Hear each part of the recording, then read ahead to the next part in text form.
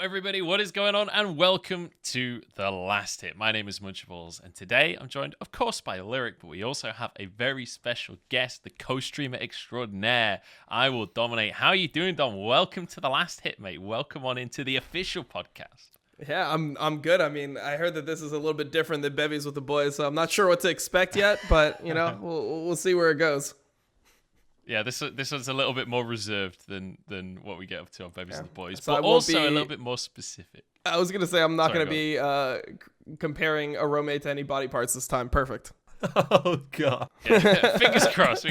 I'm hoping, though, we'll get at least some anatomy-based parallels coming across the episode. We'll have to wait and see. But it is LPL specific, this one, so we're going to be joined by Lyric as well. And, I mean, let's be honest, that Bevies of the Boys episode that you alluded to, the one from years ago, you guys were both there as well. So it does feel like somewhat of a reunion sans Dagda for this episode. Lyric, how are you doing, mate? Man, that Bevies with the Boys was so fun. I know halfway through I didn't know what was going on. I rewatched it. Me and Dom were saying some crazy stuff. So, you know, hopefully it captures some of the same energy, but you know, doing good. This week was full of bangers. If you look at next week's schedule, it's full of bangers. So, you know, we got week 2 out of the way, which was not the best week to get into the great games. Yeah, this weekend especially, we have been absolutely spoiled with games. Like, even the games that shouldn't be good have been absolute bangers. So it does feel like LPL is just so much fun to watch right now. But let's jump straight into the topics because we have a good amount to cover. I'm just going to let everyone know what the plan for the episode is going to be first. We're going to start off with failures and faves. We're going to skip word association because, to be honest, I think we've got a lot to talk about. We've only got an hour to talk about it in.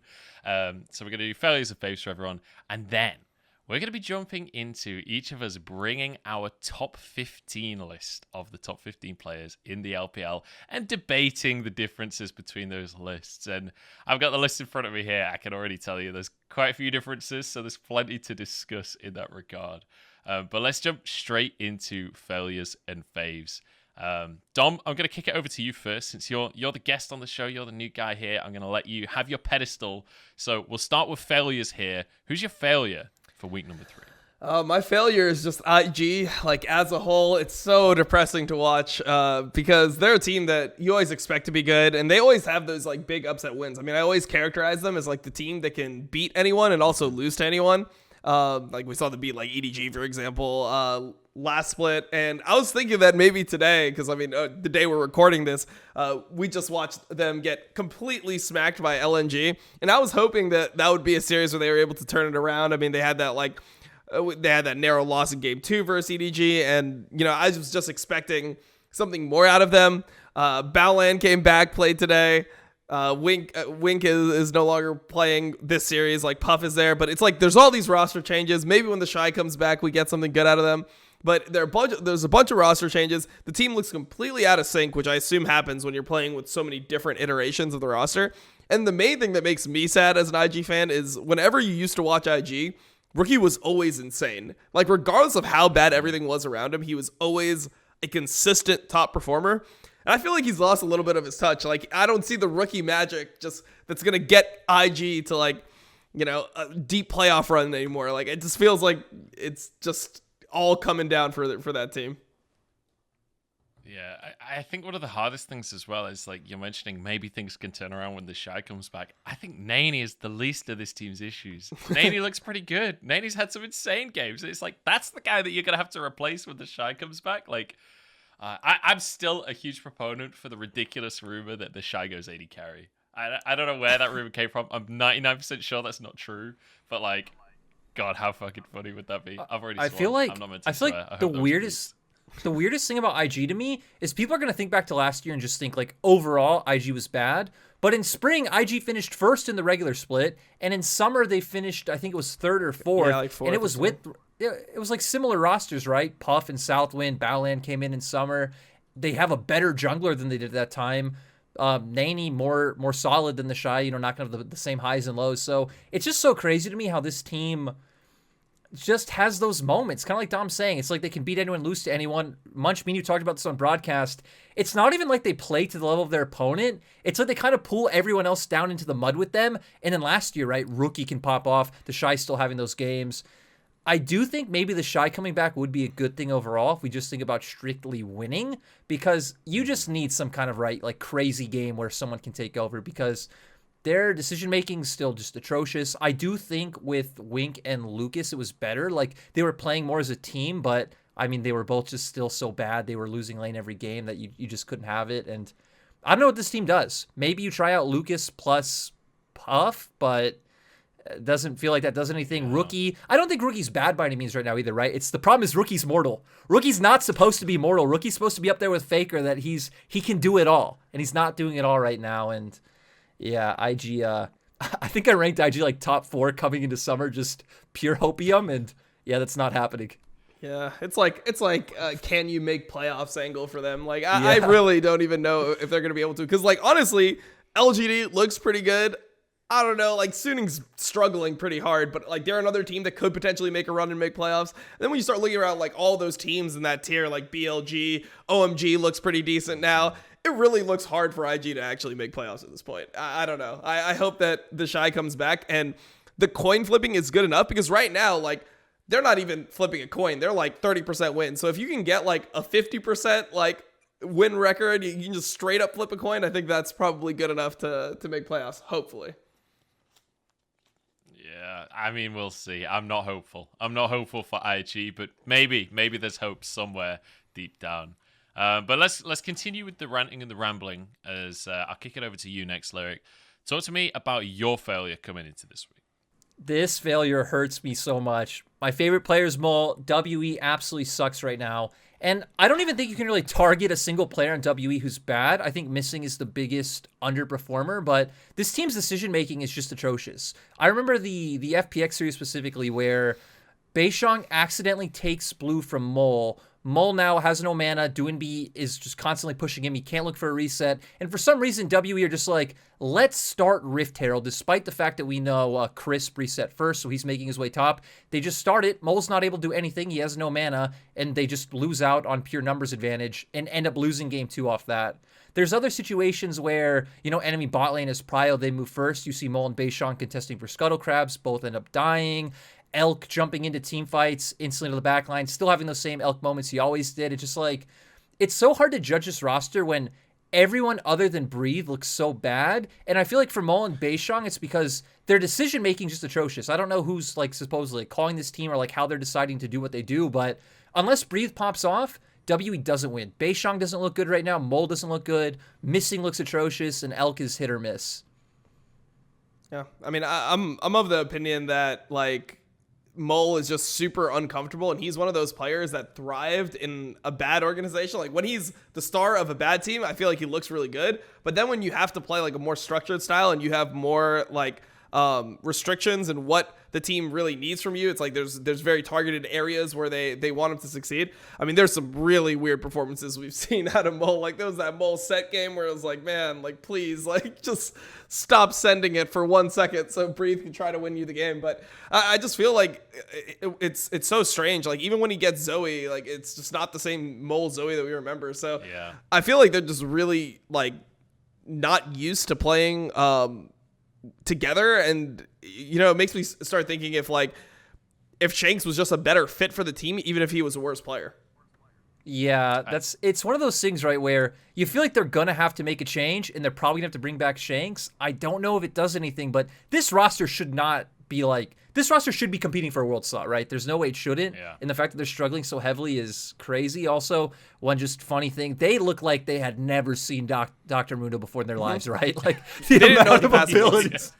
Yeah, it hurt. It was atrocious. The fact that they won that game is even more mind blowing. But yeah, WE have too many issues right now. Yeah.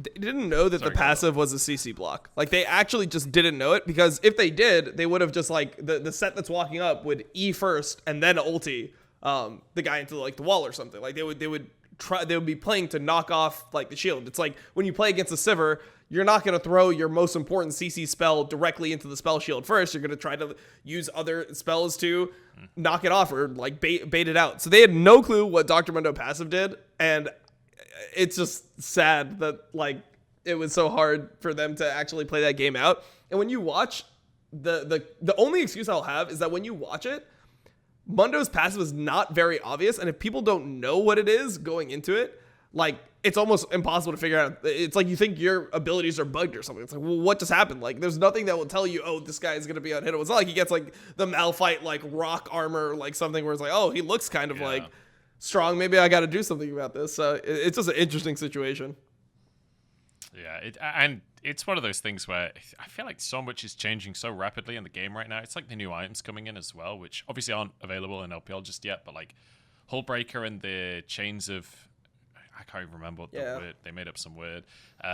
Like, I feel like there was very little announcement of these changes happening. It felt like there was just like one guy tweeted that they were going to be on PBE, and then the next patch, 2 massive game-changing items are suddenly in the game. It's like, what? I don't know. I felt like that was a huge change to happen, just pretty much out of the blue. But just on the topic of WE, I think the funniest. In a very cynical way, the funniest thing about this team right now is if you think back over the last 2 years, the best mid laner statistically for this team was Teachama. Just let that sink in for a second. And I think that says a lot about where this team is at and the hope for the split. I love WE, but I'm not gonna lie, it's not looking good. Yeah, I mean they need some Aurelion Soul, some Galio, you know, just get some roamers in there so that they. Hey, all Nocturne's actually better. Yeah, Nocturne's actually better. Maybe he was year. like Korean Challenger Nocturne one trick. He's perfect. Yeah, no, I mean the thing, just to speak on the items real quick, I think the problem with like this whole approach is I feel like it's the wrong way to go about changing the problem that they're trying to fix within the game, which is like trying to make split push more viable and then give you like an answer to split push. I feel like they could have just made split push more viable by making tier 2 turrets worth as much gold as they used to be. So like taking a tier 2 turret in a split would actually feel like you're getting an objective. Now it feels like nothing. Like it's worse than the tier 1. Like you'd rather kill a tier 1 with plating than get a tier 2 any day. So I feel like it's just a weird change, but at least the hope for me is that like if the items are super OP and you just have to play like split pushers and things like that, like maybe we get to see some Chinese Fioras in LPL, which I'm always down for. I'm down for some. I mean, we already get ridiculous backdoors and split pushes without it being particularly viable. So if we actually get split pushing in the meta, it's gonna get crazy in the LPL. That is for sure. I'm gonna move on to the next topic here. I'm gonna talk about my failure. Which this week, it's JDG, which feels a bit mean to say JDG is a failure, but they lost the game to V5, dude. They did lose a game to V5. They also got crushed by EDG, right? And I think the thing about JDG that I'm putting as my failure is the fact that so many of these series, you're seeing like moments of, hey, this can work, right? Yagao's actually having a pretty good split for himself. Like Kanavi obviously is having some amazing games. Zoom looks like he's pretty on form. But like generally speaking, I just feel like the pieces aren't quite working together. It just feels like it feels inconsistent, which is something that JDG, I think, historically have been pretty consistent, like at least over the last couple of years. It feels like one of the things about JDG was you kind of knew what you were going to get coming into the games. This split, I don't know, it feels like I'm seeing different teams on different games, and it feels like compositionally a lot of the time I'm kind of scratching my head a little bit. So I don't know. I can't really quite put my finger on what it is about JDG. Oh, I can. But I just, right now, I have no faith that this team can succeed in the way that I feel like this roster should be able to. Don't take it away, mate. Let me know. I mean, it's just their bot lane, right? Like Loken is so limited, and you know, you hear like, oh, Mystic is in quarantine. He's gonna come back at some point. They tried the series that had LPC in it. Just when you look at this bot lane that they've been running most of their games within Loken, I mean, Loken as a player seems very limited in what style he's successful at. Like if there was utility 80 carries, like if Ashe was meta and you could just play like weak side bot lane, farm with volley, kind of negate the weak lane phase that they have, and you know, unlock Lumao to go and roam with Kanavi and just do the things that made JDG great before, which is like early like jungle support synergy, dual warding, controlling vision together, ganking together, taking dragons together. Like that is what made the team strong. Like they would play with Kanavi as a carry and they would enable him with different parts. Right now, they just draft in ways, like they're forced to draft in ways that are just straight up bad bot lane. They have to blind picks that they shouldn't be able to play, and they don't have the versatility to play all the different styles that you need to be able to play to punish people that blind their bot lane. So for example, one thing that I really respect about EDG's bot lane is the versatility to bounce to like Cog Lulu. If then Thresh is open, they can easily just transition to a Thresh Aphelios, like a more mid-range comp, so they can play the Enchanter style, the mid-range style, then they can play the all-in style, which is like Callista plus engage supports. They have all the tools there, and they're able to do whatever the team needs. The problem with JDG is like Loken is essentially a Jhin one trick or something, and Jhin is not very good right now, so that's like why they're struggling. Is the champs that Loken is good at, the champs that Loken is good at are just not viable. I feel like the biggest thing too is you hit on like the jungle support, because if I had to overgeneralize JDG as a team as like team fighting or split push, JDG were always like a team that was super good at using picks to turn into objectives. They were so good at like invading enemy jungle, getting that vision down. A lot of times they would even like bait you and make you think like Lumao solo invading or something, then Kanavi and Yagao are there right behind and they're the team finding picks. So I feel like the fact that their bot lane is pretty much getting gapped every game, they're not able to do that. And I don't think JDG have ever really been that good at anything else. Even when it came to team fights last year, I felt like a lot of times it was Zoom having some crazy hero play where JDG won a team fight where they probably shouldn't have. So they need jungle support synergy. They need to be able to unlock Lumao. They need to find those picks to get the gold lead so that none of their other like macro issues come into play. Yeah, it's just sad, man. I can't stop thinking back to 2020 when they were like top 2. And then they made it to the Worlds, best. and it kind of fell apart. They won. And then, yeah, I don't know. Since Worlds, it's just never felt the same for JDG. So maybe things can work out in the future. We'll have to wait and see. So sticking on similar topics, Dom, you're already talking about EDG's bot lane and how much you admire them and how amazing they are. And my document is telling me, because you already told me beforehand, that's going to be your fave for this week. So please, jump on your pedestal. Give us a soapbox on what is so amazing about Viper and Mako. I just don't know what more you could possibly want from a bot lane than what they have. Like, it just must be the best experience in the world jungling for this team. Like, your bot lane somehow always has prio in every matchup, and they can do anything that you need. Like, they can early pick if they need to, right? Like, if they need to blind, sure. If Viper plays Ezreal, he's a great Ezreal. And then they bounce to Cog Lulu, and when he plays Cog Lulu, it literally looks like Viper is scripting. Like, it actually looks like he's scripting with how clean his movement is and how much damage he outputs on Kog'Maw while being like perfectly safe.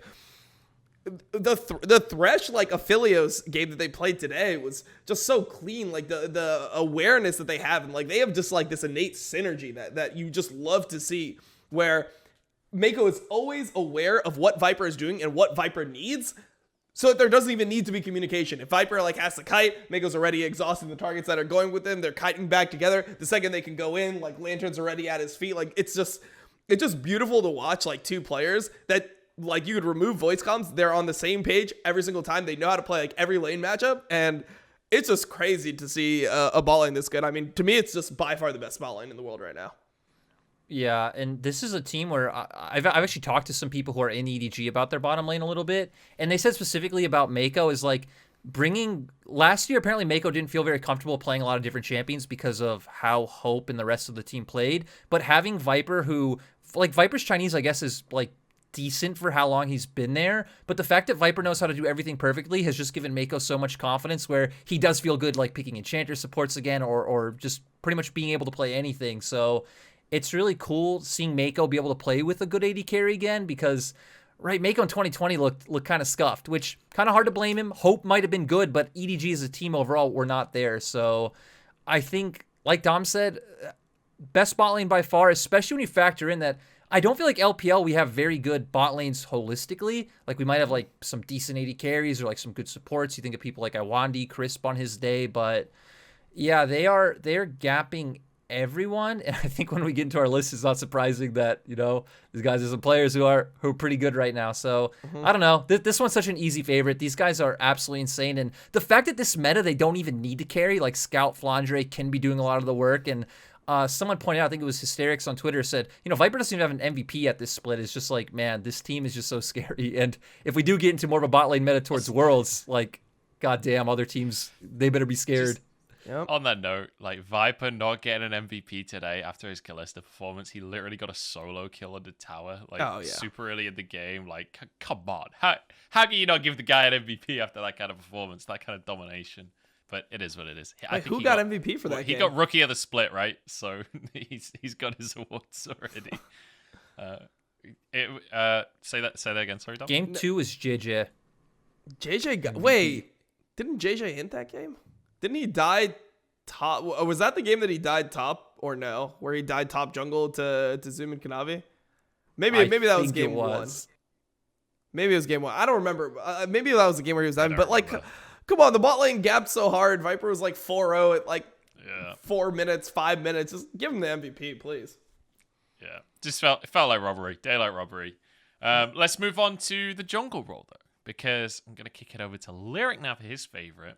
And weirdly enough, we're going to be talking about TT, which nobody ever thought would be a favorite. Right. But there we go. Lyric, I wanted to take the chance to talk about TT while we can, right? Because, my favorite's going to be Xiaopeng, and TT actually took a game off LNG. That series was extremely competitive. In that series was when he had the Lee Sin game, which he was like 9-3. And Xiaopeng for this team has always been the guy that maybe isn't the most cerebral jungler, but he always does some like wacky plays or even some like weird pathing. And I think his mechanics are obviously top notch. He's like the only decent player on this team. Sam D I also think is like okay, but their bottom lane is a mess right now. And then they also got a 2-0 victory because they got to play Victory 5. So Xiaopeng's a player where it's always going to be sad that we don't get to see him surrounded by better pieces. He's a really wide champion pool as well. Always top 100 on the Korean ladder. Mains Rek'Sai, which I think is really like cool and weird. So he's always able to bring out that pocket pick. Bans is just like mind blowing right now. He does every split, right? Maybe the only competitive jungler to play Rek'Sai in the whole world right now, if I'm not mistaken. Yeah, Rek'Sai is terrible. In major regions. That champion is really horrifically bad. It's disgusting, actually.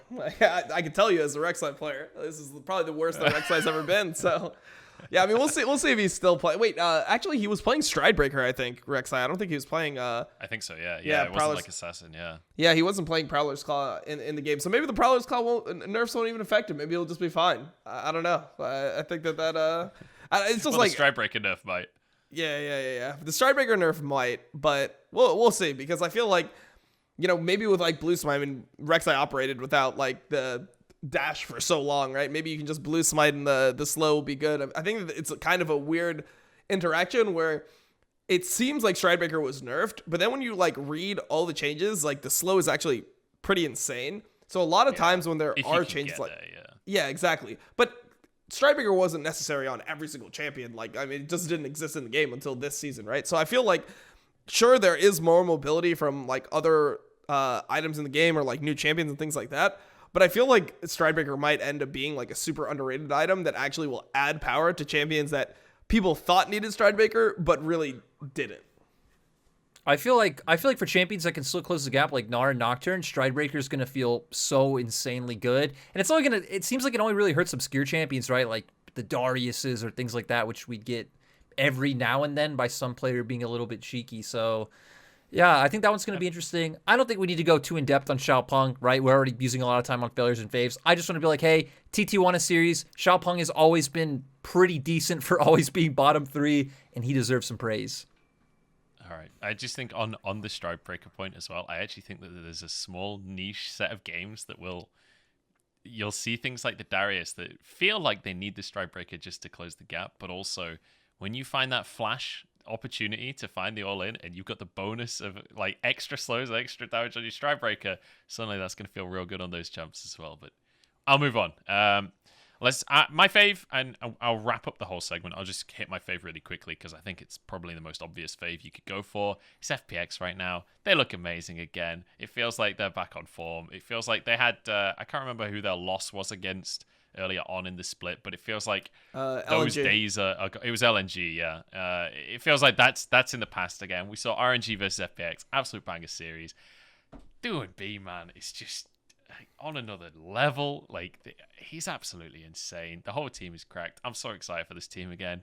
I feel like I'm just gushing at this point rather than analyzing anything, but I'm just so excited to see more of FPX this split, and I firmly believe FPX at minimum are making it to Worlds, but I think they're a serious contender for the title for summer. But we can we could dive into our top 15 teams, because I think that's what people are really here for anyway, not just to listen to me gush about FPX.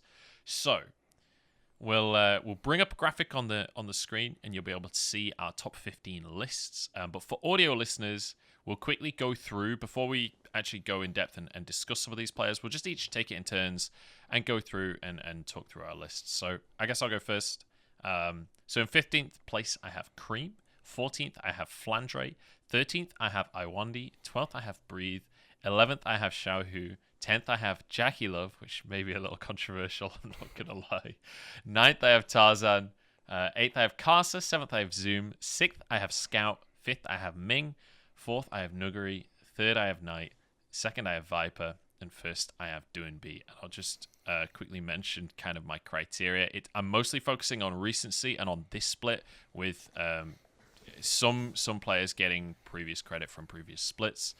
Jackie Love certainly getting a lot of that, and maybe a little bit of copium, honestly, for me on that one. And also, you'll notice very few supports on my list. That's mostly because support is not a role that I'm particularly expert in anyway, and I felt like Ming absolutely needed to be on that list. I feel a bit bad. I feel like I've done Mako dirty a little bit, but other than that, I'm not that high on the supports, and obviously Iwandi made it to the list, but that's my list.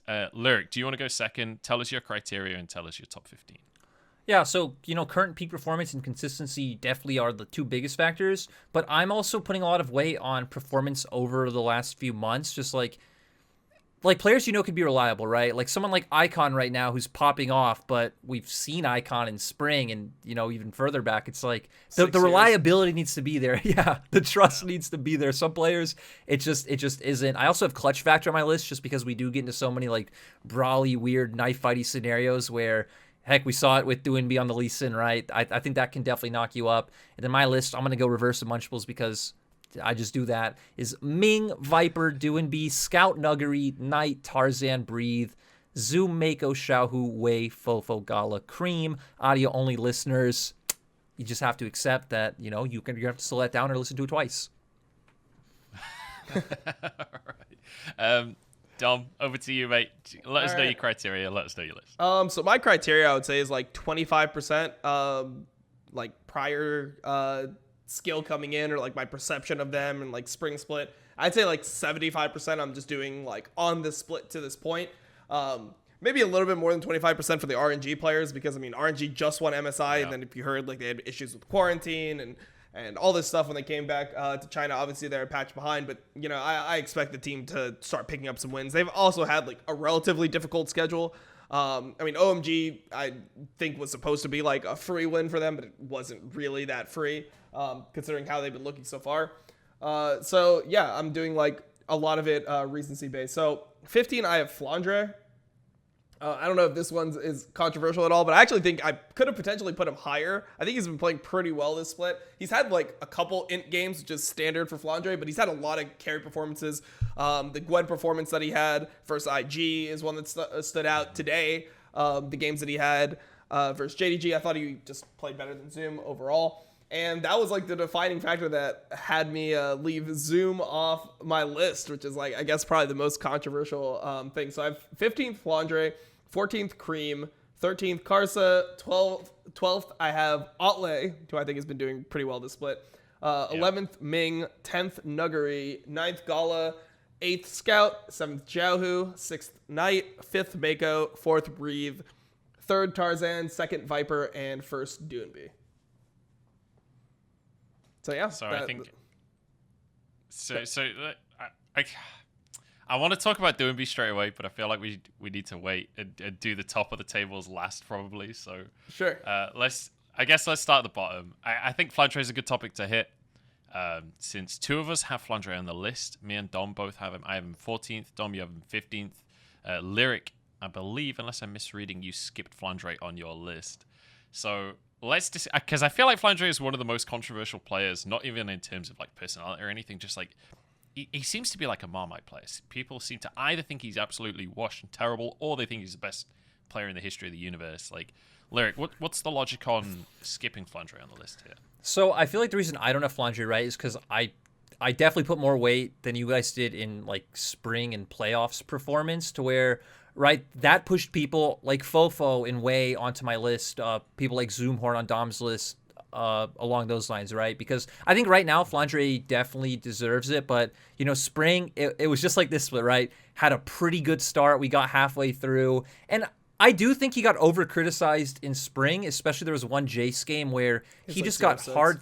Yeah, he was 0-6, but he was still doing so much work in like team fights. You could see his positioning was still really good, getting off damage, and people are like, oh, you should be able to do that on Jace anyway, long range poke, et cetera, et cetera. It's like, no, like this guy made the best of getting no resources from EDG, getting hard dove numerous times, forced off the wave many times, and so on and so forth. But at the same time, right, it did feel like there were so many top laners who did outperform him in Spring, and he was the biggest glaring hole on EDG. I think that is definitely true, no doubt in my mind. So he's getting knocked down for those. One thing I want to say I really like about Flandre that I feel like only Flandre and Zoom do super well is the way they use pressure in top, and especially like hover towards mid or use Fog of War, is something almost no other top laner in LPL does the same way, right? You have guys like, I think, Breathe, Ale, Bin, who it's very like focused on pushing their leads ahead. So I love seeing a player like Flandre who so consistently will make his way towards Scout's lane and try to transfer his pressure over. I feel like in justifying why he's not in your top 15, you've kind of complimented him a whole well, bunch. I mean, if my list was this split, he would definitely be on my list, but okay. I want to look holistically. I don't have that same faith in Flandre. I'm not Nelson. I might know Nelson very well, but he's not in my ear right now. I don't know if I have faith in Flandre to keep this up all year going into playoffs. I guess is my biggest point. I don't know Nelson anymore after some of those G2 drafts. That's all I'll say. I've cut off ties. I am not associated with any of that I saw in LEC last week. Oh my god. Yeah, there's been some spicy tweets off the back of that as well. In case anyone missed it, Freak and Grabs kind of going at each other. Check that one out. Freak just goes at everyone. He's the most aggressive plat player I've ever seen. That's all I'll say. I'm not going to touch this one with a barge pole. So I want to mention my logic of Flandre as well. I think one of the things that he's bringing to the table is a lot of versatility in the top lane. Because I feel like the meta right now is pretty wide open. I feel like you can draft completely different ways. Like, obviously, we've seen a lot of Gwen going up there, but the fact that we've seen him play Akali twice and win both of those games. He's played Gnar, he's played Renekton, he's played Wukong, he's played Set. Like, you can have him on these bruisers, you can have him on the tanky engage tools, or you can have him on like things like the Gwen that are just going to take over the game and be the carry themselves. It does feel like Flandre right now is incredibly flexible up on that top side, and I feel like he's a tool that EDG can use well. Kind of similar to what you were saying about the bot lane for EDG, where if the draft is going a certain direction, they can stick Flandre in multiple roles and he can fulfill that for the team. So I definitely think that's a big bonus in his pool, because there's a lot of tops in the LPL that you can't necessarily say that for. Yep. All right, so let's let me bring up the lists again. We all have Cream 15th/14th. I think let's just take a moment and just appreciate Cream for a second. The guy's he's amazing on Assassins. He's so much fun to watch. He's on OMG of all teams, and he's making this look amazing. Like, he is individually winning OMG a lot of these games in my mind. Like, his Sylas is sick, his Akali is sick. His Kiana game, that was so insane. Yeah, his Kiana. That immediately got Kiana banned for the rest of the series. Like, dude, this guy has an amazing LPL career ahead of him, whether it's on OMG or on other teams. Like, for sure, Cream is, in my mind, he's going to be around for the next few splits. Like, guaranteed. What do you guys think?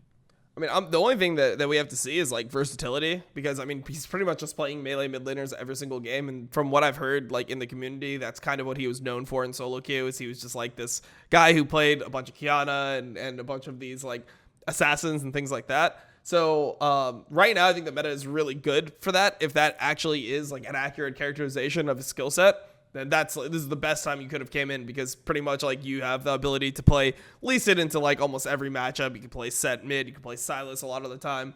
Like if other people pick things like Galio, then you can pick Kiana like he did. There's a lot of like opportunity for that. So I think that like if he is able to be proficient on like mages, or at least have like a couple ones or answers to them within his champ pool, I think he'll be fine. But like that's the only thing that I pretty much want to see from him, because it just looks like his raw ability to like assess situations and figure out the best way to fight them is like really top tier.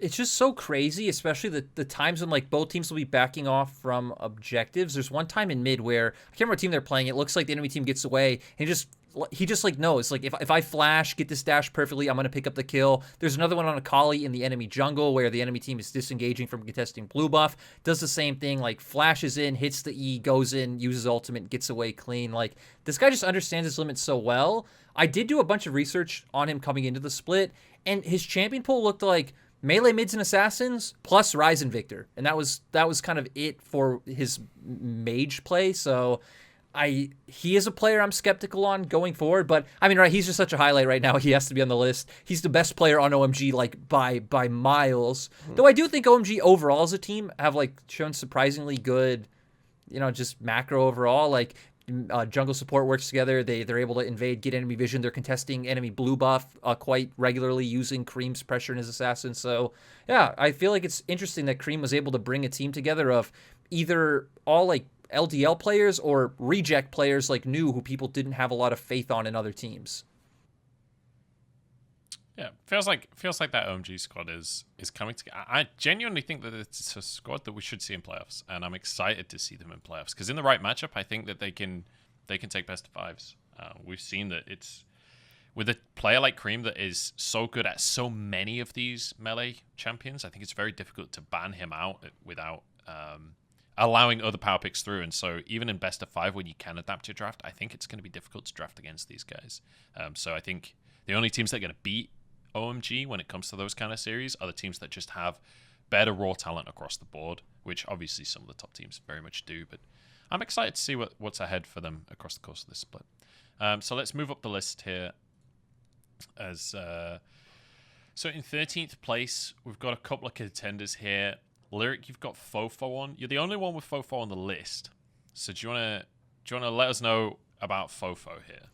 Man, I'm just so surprised at the year that Fofo's had. I think in spring, he was definitely top 2, top 3 mid laner. He's one of the best laners we have in LPL, which, again, it sounds crazy to say when we have, like, Rookie, Knight. I mean, Mo was popping off back then, now being Scout doing well. And I feel like he's just the best player on his team by far. Even in their recent series right against Top Esports, I feel like he was the defining factor in their win. He's able to link up well, and I feel like he enables Le Yen, even though I feel like Le Yen makes it very hard for his team to enable him. Like, my God, he's kind of tried to lose a lot of series we've seen with some of the performances he's brought out. And yeah, I feel like I would feel very weird if I didn't put him on the list because in my mind, he is in that conversation with like Doinby, Scout, Knight right now for like best mids in the LPL. I would say he's probably slightly under because I don't feel like he's great at transferring his lead to other lanes. He's very focused on himself or enabling again. And yeah, probably my favorite team fighting mid in the LPL though, especially when we think back to control major metas like the Orianas and the Azirs, he was phenomenal. But also now the Sylas, the LeBlanc, the Lucian, it all looks clean. Bold. Doinby is not your favorite team fighting mid after some of the team fights he's had. Yeah, that was exactly what I thought as well. That's a bold claim. Oh my God, you're making me regret it already. Dude, the Lee Sin Pent is too fresh.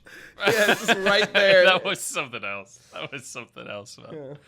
I don't. For me, Fofo was on my list on an earlier iteration, and then I removed him. I think maybe either Flandre or Iwandi replaced him, which I think are both pretty debatable replacements for Fofo, but I don't know. I think Fofo, maybe it's just a symptom of the team that he's on, right? But there's been quite a few games where he's not been able to win the game ultimately, which, he is up against it. But Rookie was up against it all of 2020, and he still managed to win games. So maybe my expectations of mid laners are just too high at this point. Haven't they only lost to EDG, right? That's RA's only loss so far. They beat Top Esports. They beat LGD. Yeah. And it was all off the back of Fofo. Actually true. So maybe I'm just... Yeah, maybe I should have put Fofo on my list. True. Actually, my logic doesn't even line up. I mean, I think it's also that they're playing a champion that apparently no one knows the abilities for. It's the Mundo every game top for Cube, and he's just able to just get away with murder on that pick. So I think that's playing into it a little bit. It's not really that Cube is good; it's that his pick is good. Yeah, I definitely. God, when I look at RA, I can feel my bias against this team. I don't quite know what it is that I dislike about this team, but like I don't consider, aside from Fofo, I don't consider any of these players to be like near the top in their role. And their scoreline is like a mirage to me. I felt the same last split. I feel the same this split. Like, I don't think this is going to be a top team. I don't think that they're going to maintain top 4 at any point. Like, as soon as I don't think they'll make Worlds. Some of these other top teams get their stuff together. Same. Like, I just don't see the world where RA succeeds. So maybe the Fofo not being in the top 15 for me is just a symptom of this, like, it's RA and mental LNG. block You just team. look at those teams. You're just like, these teams can't go to Worlds. LNG is still just stomping people and crushing them, and I still can't believe it. I'm still not going to bet on them any step of the way, which I feel so biased, but I just look at the roster, and I'm like, dude, I can't believe an Icon. Their bot lane, like, Iwandi's promising, he's fine, he's good, but I still don't believe in Light and Iwandi compared to other bot lanes. Tarzan's amazing, but that's the same with RA. You have Fofo, you have Tarzan, that's kind of about it, so... Yeah, LPL just feels so weird right now when looking at teams like this doing so well. Mm-hmm. I'm less against LNG than you are, but I think you're an edge case on how strongly you feel about that one. I think everyone on the roster for LNG, I'm actually behind though. Light and Iwandi, I think, are a great duo. I've even put Iwandi on my list. Ale as well, I think, is stepping up massively. I was hyped about him when he was natural on OMG. Yeah. Do you remember last year when he played Aatrox, very clearly gave up, single-handedly walked into 5 members of the enemy team, and then we never saw him again? That was one of my favorite moments of that entire split. But yeah, I think Icon is the only one there that I'm just like, look, he looks pretty good recently, but I've seen what he was doing for the last 2 years. I can't believe in this guy right now. So for that reason, I'm out. Yeah, I've actually put Ale on my list. I think that was like the other LNG player I have. I have Tarzan really high because I feel like he's the main reason for like their success. When I look at that team, I'm like, this guy is probably competing for best jungler in the league right now. It feels like he's kind of like even shaped the league. It felt like the Rumble priority was way higher in LPL in the first like week or so, and then after Tarzan started pulling out the Diana and like, you know, we even saw today Into Them team tried to play Diana Yasuo, which was like something that they like started in the LPL. Yeah. So I feel like he's kind of like shaping the jungle meta. Everyone's kind of looking up to him, and you know, like he's top tier. But I think Ole's actually had a really surprising split, and like I think this is like part of the reason why I didn't have Zoom on my list is because when I think about Zoom, I'm like, okay, well, Zoom got clapped by Flandre today, and he got clapped by Ale like pretty hard in that Wukong game, like that Wukong versus Akali game where he was just getting like solo killed. It was a pretty nice solo kill, admittedly, but like this is kind of how he ended up falling off my list is because I feel like players like Ale are just having such a good split. I mean, even today, his Camille got a solo kill. I mean, he's solo killing everyone, like top lane. So yeah, but I'm waiting for a matchup, an LNG versus World Elite matchup. I want to see him versus Breathe. Yeah, I feel like the thing about Ale, right? He obviously didn't make my list because of my criteria, but the thing that sucks for him is if this meta ever goes back to the Orns, the Scions of the world, I mean, he's just gone. He's just, you know, he's like that same breadth of player of someone like a Bin where his Akali's phenomenal, especially the FPX series. Like some of the angles and ways he fought in Baron Pit were so fun to watch. He's obviously a Camille main, does exceptional on that, but I look at him, it's kind of like how I look at Cream. I'm just skeptical. I don't know if I have faith in Riot keeping the meta like this, and I feel like if the meta isn't like this, he isn't going to perform.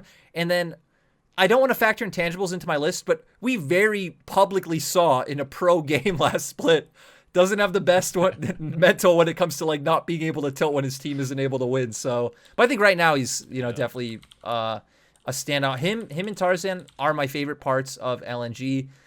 I actually have a softer spot for Icon than I do their bottom lane, but I just like people who play assassins, so, you know, Icon, you do it for me, bro. Just think about what a world we live in, that one of the most exciting matchups to look at players going up against each other is LNG versus WE. Who would have seen this coming a year ago? Like, it's kind of crazy to think about, really, but I completely agree that the top lane is going to be pretty nutso for that matchup. I think the next player on the list to talk about, we talked about Ale, and I think, Dom, you were the only one to put Ale on. And Ale was definitely a consideration for me, but it didn't quite make the cut. I think we should maybe talk about RNG here, because there are a few RNGs cropping up across our lists here. In 11th, I have Xiaohu, same for Lyric. Lyric has Wei in 12th. And then we've got Ming in 11th for Dom, which I put Ming all the way up in 5th. And Lyric actually put Ming in first place. So I think let's just talk RNG maybe holistically here and explain our decisions. So Lyric, do you want to go first since you put Ming literally in first? I feel like that's the most kind of out of the trend out of any of us. Again, a lot of it's coming from Spring, MSI, all that stuff, but I actually been watching a lot of the pro views lately, and I still think Ming's the best player on this team, like by far. Like the way he utilizes windows and even creates windows, I love watching how he'll like go for heavy trades in bot, set up his own roam timing, and then still look for these plays up towards top lane. He has like a very good split between how much time he spends in lane with Gala and how much he will roam with Wei as compared to someone maybe like Mako, to where Mako's dual proximity is a lot higher than like how much he'll ever work with JJ. It makes sense for EDG as a team, but I think Ming is so well-rounded. I still feel like he's probably the best support we have in the LPL.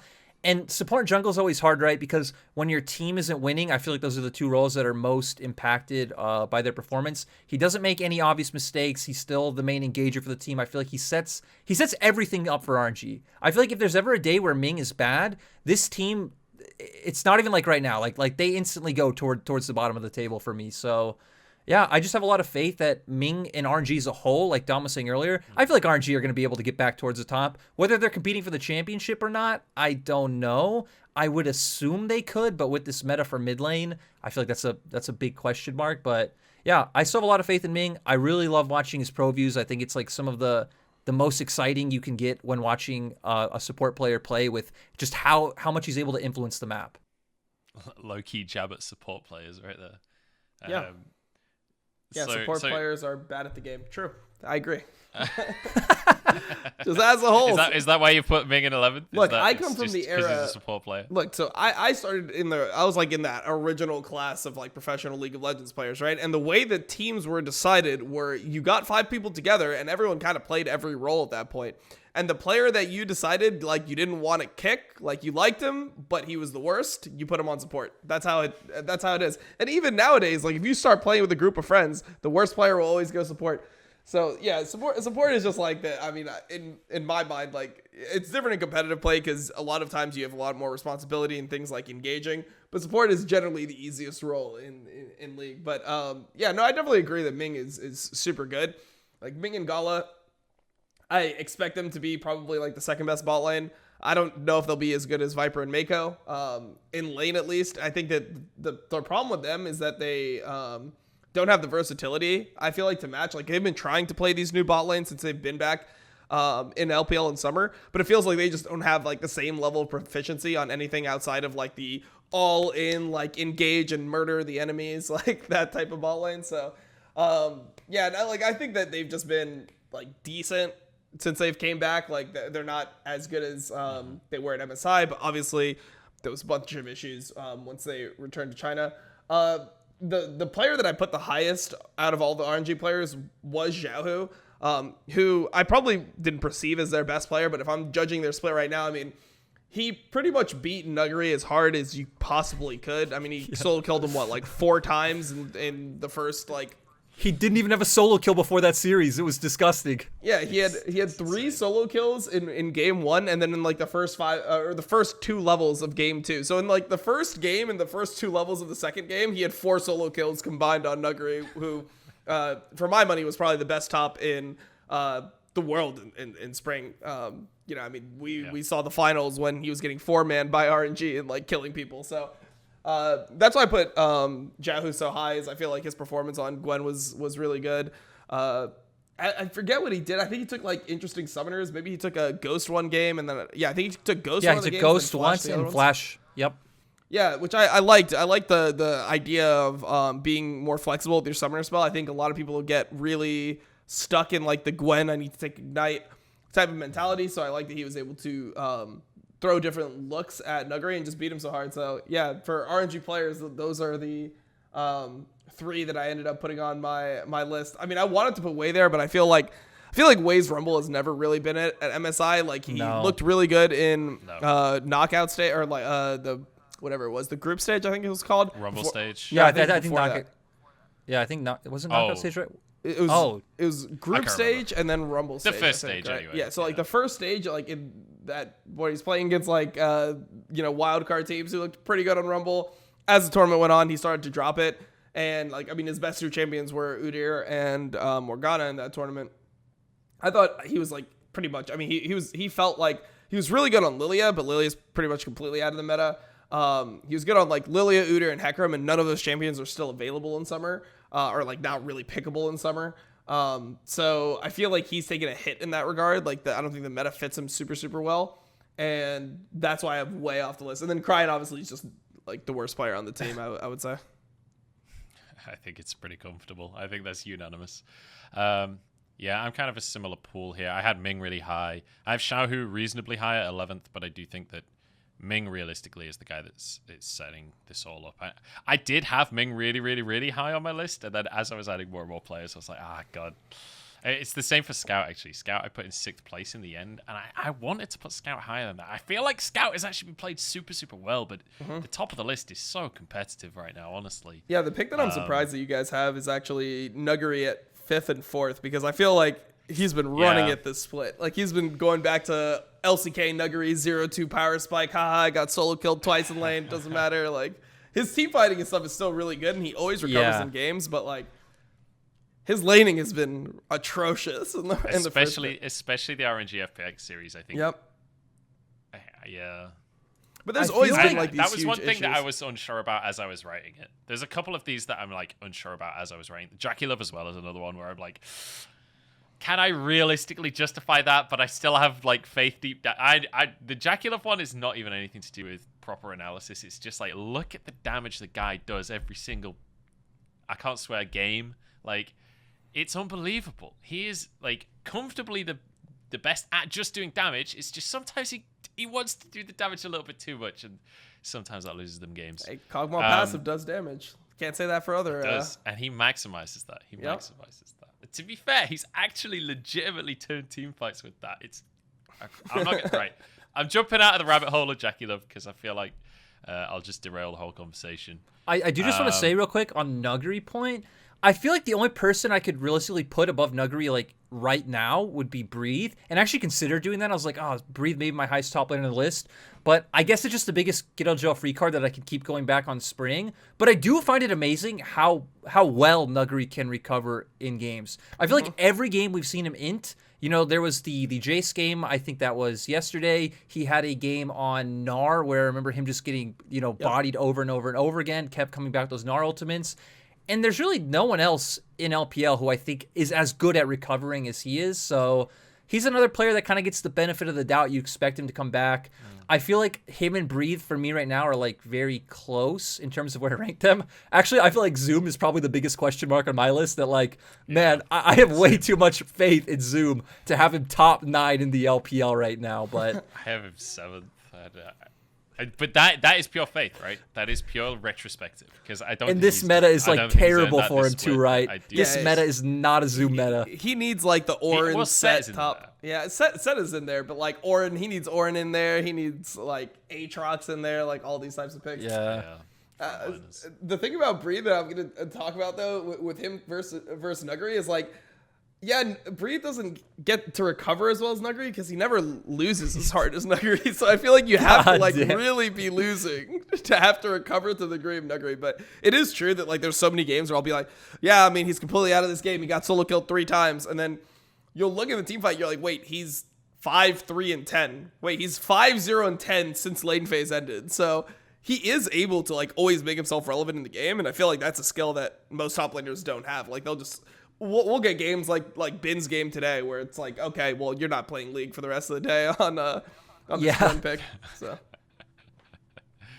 yeah, it's I think Nuguri is a very incredible player when he's not sometimes sprinting it. I feel like a big thing for me real quick, just about a lot of the players on the list who made it, is also that I have faith in them going into playoffs to where some of these players like heck, I love Breathe. Even in Spring, even before that Fiora play, I still Breathe like kind of top of the table towards top laners. But I still don't know how much faith I have in people like Breathe, Cream if they make playoffs, Ale, yeah, like these kinds of guys, because even the LPL players themselves have said it, right? Like the LPL playoffs is like a completely different beast. So I definitely feel like a lot of players earned some bonus points for having gone through that experience and done well.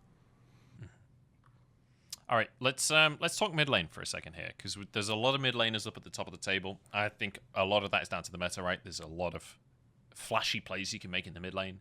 So just to reiterate for audio listeners, I have Doinb in first, I have Knight in third, I have Scout in sixth. Lyric has Doinb third, Scout fourth, Knight sixth, and Dom, you have Doinb first, and then Knight sixth. And Scout down in eighth. So can you talk me through the Scout eighth? Because I feel like Scout's actually kind of been popping off this split, honestly. Yeah, I feel like he's been good. He's also had like a lot of like really weird int plays that still end up being okay, but they're not as clean mechanically as like what I've seen out of Knight and what I've seen out of Doinb. Yeah, I mean, I probably could have moved him to 7th on my list, but I think that it's just kind of like a testament to like the fact that he's really good, but I haven't got to see him play as well as like my top 5. You know, like Breathe has had pop-off moments. Tarzan's been like the main reason for me why LNG is 7-0 or whatever they are. I mean, Viper is probably like, it was close between Viper and Doinb. Like, I think they're both pretty insane, and the way I justified putting Doinb above him is like mainly based off role. I'm like, well, mid is a more impactful role than AD carry, so I guess like performing on mid is like, and having to play all those champions, and then the uniqueness of Doinb, and the ability for him to have to 1v9, I think is what pushed him over the edge. Yeah, I mean, I think Scout has been like pretty good, but his team is so good that he doesn't actually have to like hard carry often, if ever. Yeah, there was one series at the start of the split where I felt like he really, really hard carried. I forget who it was against, but there was one where it felt like Scout was the individual reason. He was playing Silas in that series. I remember the one you're talking about. Can't remember who it's against, but because I remember the comment of like, you know, his equalizers are better than whoever the enemy jungle was, and it actually makes sense, right? IG series, but IG. I feel like anyway, go on, Lyric. I feel like the big thing for me was like, I knew I had Doinb over Scout and Knight, and then I just came into this dilemma of like, I mean, Knight right now, right, is insane. I think, heck, you can even put like Knight up there with Doinb of like, man, who do I put better between these two guys? But Scout getting some of the residual over from Spring. I also feel like Scout is a much better side laner than Knight is, and especially with how he specifically uses side lanes to impact team fights in the flanks he's been able to find. He's had some like really great Lee Sin moments, maybe not in the same vein as Doinb, but like finding that sick angle to come in for the kick onto the AD carry, setting up for his team to win. His Utilus of Silas ultimate, I think, has been one of the best in this split. Though I do feel like he is a player who's benefiting heavily off the meta. Scout, I think, is fine on control mages, but I don't think his Orianna, Azir, or any of those picks stack up to how good he is on the likes of Akali, Silas, and Lee Sin. So yeah, Scout over Knight to me went to some of those other factors other than just how good he's mechanically, because I think Knight is better mechanically. I think Knight does have to carry harder and has carried harder than he has, but I think Scout and Knight, I mean, just imagine any other team going up against these guys at Worlds. Like, assuming they don't underperform like we saw like Knight last year at Worlds, I think a lot of the mids from the West, a lot of maybe even the mids from Korea now, because, you know, now with Showmaker down in the bottom lane, I have no idea how that's going to go. Showmaker probably not going to make it towards Worlds. You know, maybe that's when Bjergsen subs himself back in. 4 years ago could have took him. No, I just want to see Bjergsen sub himself back in, bring out the Zillion once again like he did at Worlds, and then realize, oh wait, these guys, we just can't concede lane pressure against good Chinese mid laners and good Korean mid laners. So, yeah, I don't know. I think mid lane is, I think mid lane's our most stacked role when you look at our list, which is pretty crazy. Because for a while I thought it was top lane, but man, we just have so many good mid laners right now. Even people like Yagao, Angel, Xie, Angel. I kind of wanted to put Yagao on my list, actually, because I think he's had some really... He's been playing really well this split. Yeah. Like, comparatively to my expectation of Yagao, I think he's really overperforming. Then, like, even people like Fofo we hit on earlier, if WE can figure out the mole situation, we've seen for the past 2 years how good he is, like... I just can't believe how good you have to be to even be an average LPL mid laner. Yeah, you have to be like literally like one of like the 15 best mid laners or like maybe 12 best mid laner in the entire world. Like it's like if you're like the 10th best mid laner in the world, you're probably like 7th in LPL or something, or like 8th in LPL. Like it's kind of insane. It's absolutely insane. So we are starting to run out of time. So Dom, I want to give you an opportunity to kind of talk about DoNB because I know he was the player you're most excited about coming in. I wanted to kind of give you a bit of a soapbox moment to explain why he's number 1 in your list. Yeah, so I mean, I think he's just having complete 1v9 performances. I mean, his team is having some like pretty bad games around him, and it feels like he's just consistently so good. One of the things that I think is unique to him is I think he's just the best engaging mid laner in the world. I think there's no mid laner in the world that can read team fights and like figure out how to start team fights better than him. Almost all mid laners that we see, and they'll flank as on Akali after something's like started, but DoNB's the one that will be the first in, and like he knows his limits so well. I think his ability to lane with melees is unparalleled. Like he will always CS fine into all these matchups that should be impossible. Like even with his Kled, like he was playing, and this will go back to spring, right? But he was playing Kled into Syndra, almost like specifically, and this matchup is like unplayable. Like you just lose so much health if you just walk up for a minion, and he would end up even CSing. You'll see games where he's seemingly roaming all the time, and you'll look and it'll be 18 minutes and he'll have 215 CS. And it's like, okay, well, like how is he CSing so well while roaming all the time? And then also, yeah, I mean, it's like, it's a meta that he thrives in, right? Like he's the guy that played all the melee mids. I mean, we've seen him develop the ability to play Victor. He plays a good Orianna now. He's doing Rise hack, 400 CS, 24 minutes. Like everyone knows about that, right? But like, now it's melee mid meta, and he's the best melee mid player in the world, so he's the best mid laner in the world right now. I just really love the way how he like sets up plays for his team where he'll like play off of certain timers to like force the enemy out of lane to try to like match his roam, and then either like him or him plus Tien will like kill them in transition. I remember we saw that one time yesterday where like he starts roaming, forces the enemy. Yeah, and like things like that. He actually does it so consistently. So he's also really good, and you assume one of the main reasons why FPX are so good at having these like set plays of we've seen RNG do it a lot, but I think FPX are still the main team at like setting up those early like 3 to 4 minute dives around top or bot, and he's just like so good at setting up his way for those timers.